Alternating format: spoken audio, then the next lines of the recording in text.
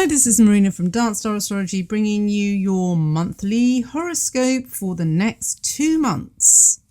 March is a bit of a quieter month, not much going on there, but Mars does move into your 4th house of the home on the 3rd, where the North Node is. So now we start to switch our perspectives to what's going on with your home life. Are you living where you want to live? Do you want to move now?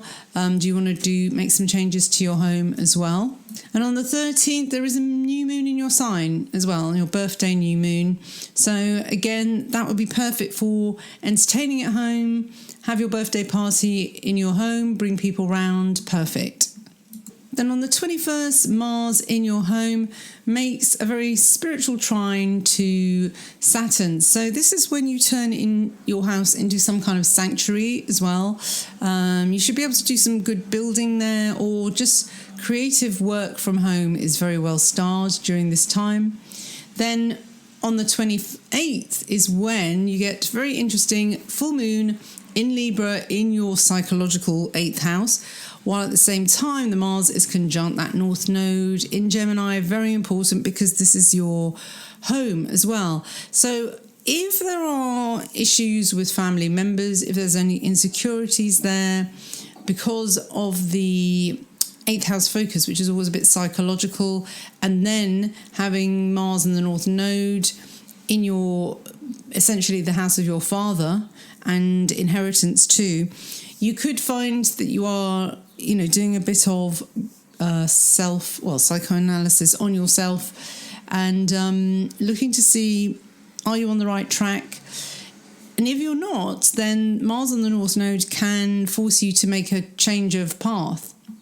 Now, if your father, or even any parent, maybe your other parent as well, because sometimes the 4th house can be both parents, the one that is more kind of fatherly with you, and sometimes that can be the mother, you might even choose to break off from them with the Mars on the North Node if the relationship is abusive, or if you live with someone who's abusive as well. So, it is quite an important date on the 28th, and it's mainly because you've been doing the self-work, you have been looking inwards, you have been listening to psychological broadcasts or reading books about psychology which have helped sort things out in your head. Or it could just mean that you're studying the occult from home and you're really getting really in depth into it and really enjoying it and putting a lot of energy into occult matters which are steering you towards where your soul needs to go to evolve as well. Okay, April's a big month as well because this is when Mars is squaring your Neptune from these difficult, well, they're not really difficult, they're very prominent and intense houses because they're angular.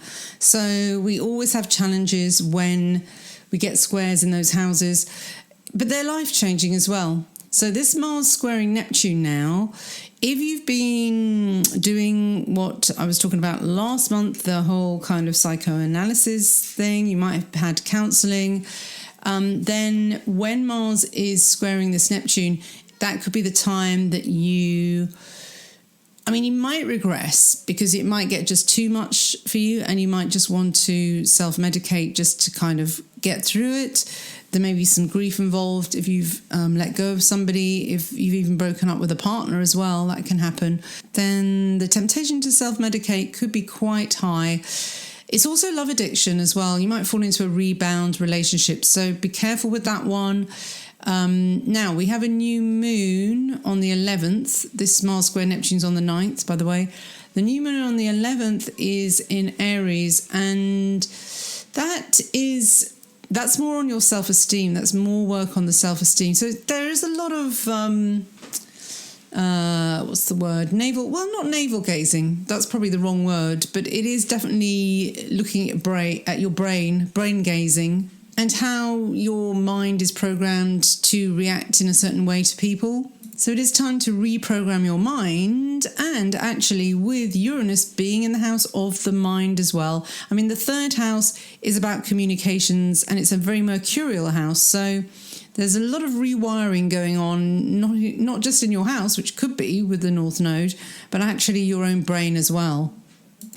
Now, the Mars trine Jupiter on the 17th is really, really useful because it's bravery and courage when it comes to making new moves with your home, with your father, with all those fourth house issues. It's actually quite a spiritual warrior connection as well, just because you've also got Neptune in your own sign too. Now, if you still live at home by any chance, if you're a younger listener, then you could leave home at this time because Mars likes to do things, likes to be decisive, likes to take action. So with the Jupiter in that 12th house, you could think, well, I've been stuck in the womb, because the 12th house can be the womb, for too long, and I just want to get out of it. So it's a very independent-minded trine, that one. Sometimes trines aren't very active, but I think these two definitely together in the trine can be about courage, and actually feeling good about taking a daring leap. Then on the 23rd, Mars moves into Cancer, which is your 5th house of love affairs. So, it could be that the trigger for this is to be nearer a lover, or a lover says, yeah, you can do it. We can have more space and privacy somewhere else. But also Mars in the 5th house is very creative as well. You can create babies, or you can create artistic babies as well. Then on the 24th, Saturn is trine the North Node. Yay. So again, just don't ignore the right brain. Don't ignore your intuition and the psychic side of things, because they're working really well. And although sometimes you think, oh God, I just can't wait for Jupiter to get into Pisces. What's it doing in the 12th house, just lurking around? It's you have to prepare. It's like you can't rush having a baby. It's like the time where the caterpillar is in the whatever it's in before it springs its pupa. That's it. So it's that caterpillar moment. And with Saturn trine the North Node, it is telling you it's fine, everything is going to plan, the timing is good. You will get to that North Node, you will get to wherever you want to move to as well, but everything at the right time. Saturn, is careful. So this trine will tell you just, be careful, slowly, gets to the top of the mountain in the end. Like the goat, patience. It's not a racehorse, it's a goat. On the 26th, you might want a change of scene though, because that's when the full moon is in your 9th house. So either you want to go travelling, or you want to study exotic religious things as well, which will really help the Jupiter in the 12th house as well. On the 30th of April is the Ceres square Pluto. Ooh, it is Persephone having a bit of a struggle with her narcissistic boyfriend, Pluto, or controlling boyfriend, or controlling mother-in-law. Depends, really. Now, with this, Ceres is in your 2nd house, which actually is very much a Persephone house, because it is ruled by Venus. It is about your self-worth, what you are willing to put up with. This could be a problem with a friend, actually, because Pluto is in the house of friendship.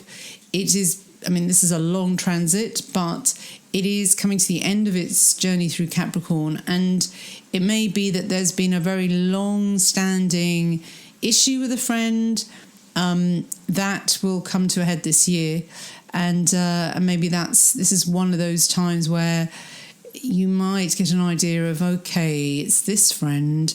So whoever you argue with on April the 30th, this may be a friend that has been a long time issue that you may need to get out of. Now, if we switch this to hopes and dreams and money, that might also be a case of, well, actually that whole dream was totally unrealistic and I've got to be realistic about it. So you might have to let that go on the 30th of April as well. So that was your monthly horoscope. You can come to Dance Star Astrology for the rest of the year, where it's all written in transcript for you. Or if you're a member, you can also get the transcripts free every month as well. So thanks for listening. Take care. All the best. Bye-bye.